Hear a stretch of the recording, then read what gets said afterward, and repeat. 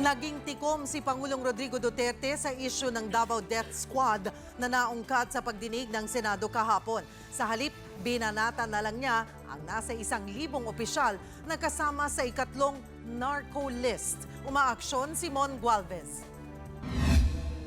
Hindi ko na kaya to. Masisira ako. Ito yung problema natin sa droga. I really don't know how to decide with it. Sa harap ng 1st Scout Ranger Battalion sa San Miguel, Bulacan, ipinakita ni Pangulong Rodrigo Duterte ang ikatlong narco list ng mga opisyal na sangkot umano sa illegal na droga. Kabilang sa listahan ng nasa 1,000 pangalan tulad ng mga pulis, hukom, gobernador at kongresista. The final report is there. I am about to make it public. So nakiusap ako sa mga congressman kahapon. What will I do with this? Nandyan na lahat. Galing yan sa mga raw, tapos sinasa.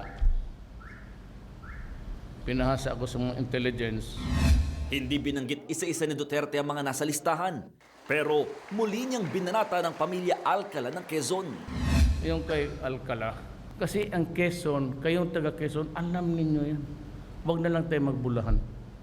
Alam ninyo talamak talaga sa Quezon. Alam namin na mga politiko. Paglilinaw naman ni Presidential Spokesperson Ernesto Abella, walang shoot-to-kill order si Duterte sa mga sangkot sa droga. Yan ay kahit paulit-ulit itong nabanggit ng Pangulo sa kanyang mga talumpati. There is no written order that states that. What is stated is that they can shoot in order to protect themselves. Bukod sa isyu ng droga, binanatan din ni Digong ang Philippine Charity Sweepstakes Office. Mahigit 20 milyong piso raw ang nawawala kada araw sa ahensya dahil umano sa korupsyon. Ito raw ang nagtulak sa Pangulo para italaga si dating Police General Jose George Corpus bilang chairman ng ahensya.